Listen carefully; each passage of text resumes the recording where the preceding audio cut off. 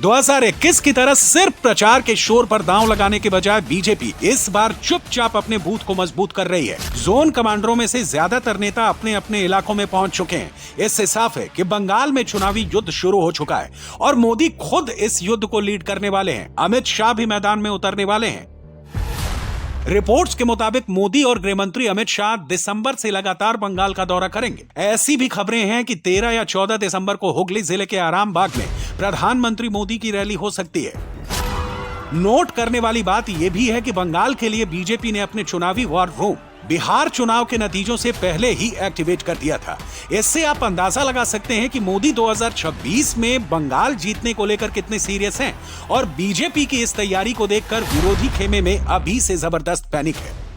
गुंडों के बल पर, अपराधियों के बल पर, माफियाओं के बल पर, दंगाइयों के बल पर, भ्रष्टाचारियों के बल पर चुनाव नहीं जीते जाते।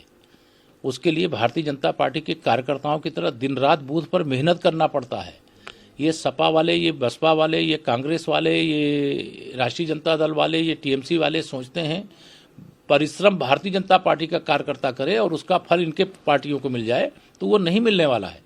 अब वर्तमान भी भाजपा का है और भविष्य भी भाजपा का है। टीएमसी के लोग हिंदू समाज के लोगों को डराने का प्रयास कर रहे हैं। हिंदू समाज के लोग डरने वाले नहीं हैं। हम किसी से डरने वाले नहीं हैं। टीएमसी के लोग बंगाल में सांप्रदायिक सद्भाव का जो फैब्रिक है उसको तोड़ने का प्रयास कर रहे हैं।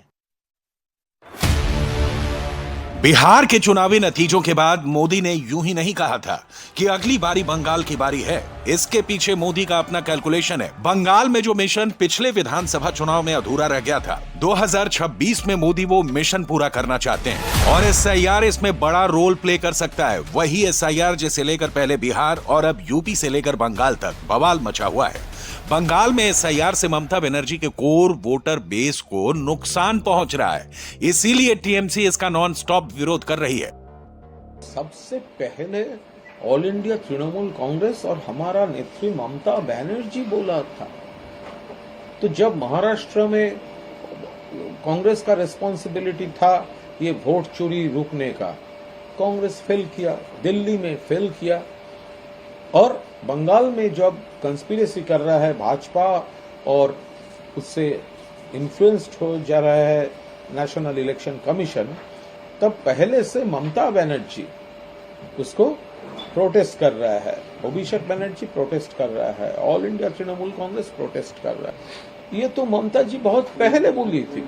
और दूसरे बात, बंगाल में मल्लिकार्जुन जी उनका पार्टी, तो इसके पहले वो तो सीपीएम से हाथ मिलाकर वो तो एंटी भाजपा वोट डिवाइड करने का भाजपा का बी टीम जैसा बिहेव कर रहे थे पहले।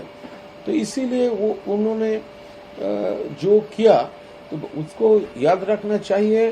बंगाल में ममता बनर्जी उसको प्रोटेस्ट कर रहा है, भाजपा का इलेक्शन कमीशन का ये जो पॉलिटिक्स चल रहा है, और पूरा देश में ममता जी ही पहला लीडर जो ऐसे कंस्पिरेसी पर अंगुल उठाई थी। देखिए, ये तो बीजेपी के नेता एसआईआर को ढाल बना रहे हैं और वोट चोरी के माध्यम से सत्ता पा रहे हैं। ये सब ज़्यादा दिनों तक खेल नहीं चलेगा। जनता जनार्दन भी सब बात को समझ रही है और आने वाले दिनों में इनके हर एक खेल को, हर एक चाल को जनता समझेगी और इनकी सत्ता तो जानी निश्चित है। आज उनको जिस भी माध्यम से हो वो सरकार में आए हैं। ममता और मोदी विरोधी तमाम दूसरी पार्टियों के नेता एसआईआर का विरोध क्यों कर रहे हैं, पहले इसे कुछ फैक्ट से समझिए। 2002 में जब आखिरी बार एसआईआर हुआ था, तब से लेकर अब तक बंगाल में रजिस्टर्ड वोटर्स की संख्या में 66% का इजाफा हुआ है। यानी वोटर्स की संख्या 4,58,00,000 से 7,63,00,000 तक पहुंच गई है। ईसीआई के डेटा के मुताबिक जिन 10 जिलों में सबसे ज्यादा वोटर्स में इजाफा हुआ है, उनमें से 9 जिले बांग्लादेश के साथ अपना बॉर्डर शेयर करते हैं। उत्तर दिनाजपुर में यह इजाफा 105%, मालदा में 94%, मुर्शिदाबाद में 87%, साउथ 24 परगना में 83%, जलपाईगुड़ी में 82%, कूच बिहार में 76%, नॉर्थ 24 परगना में 72%, नाडिया जिला में 71% और दक्षिण दिनाजपुर में यह इजाफा करीब 71% का हुआ है। बीजेपी का दावा है कि एसआईआर से बंगाल में करीब 1 करोड़ बोगस नाम इलेक्टोरल रोल से रिमूव हो सकते हैं, जो बंगाल के करीब 7 करोड़ वोटर्स का 13% हुआ।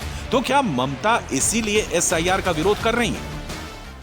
ममता बनर्जी यदि विरोध कर रही है तो इसका कारण बड़ा स्पष्ट है। बंगाल से जो घुसपैठी वहां घुसे और उनके जबरन नाम वहां पर लिखाए गए, क्या उनके नाम हटेंगे, इस बात का ममता को डर है? क्या एसआईआर के कारण उनकी सारी जो धांधली है चुनाव सूची को लेकर, वो सारी धांधली देश और दुनिया के सामने आएगी, इस बात का उन्हें भय है? किस बात का भय है उन्हें? आदरणीय प्रधानमंत्री मोदी जी के नेतृत्व में बड़ी पारदर्शिता के साथ चुनाव होंगे और यदि उन्हें कोई भय है, डर है, खुल करके बोले। पर इस बात को वो छुपा नहीं पाई कि किस प्रकार से खुलेआम उन्होंने बांग्लादेशी घुसपैठियों का समर्थन किया। उनका तुष्टीकरण करने के नाम पर पश्चिम बंगाल की पवित्र भूमि का नाम उन्होंने बदनाम किया। पूरी तरह से उनका जनाधार समाप्त हो गया है। आने वाले चुनाव में करारी हार का डर उनकी इन करतूतों से दिखता है।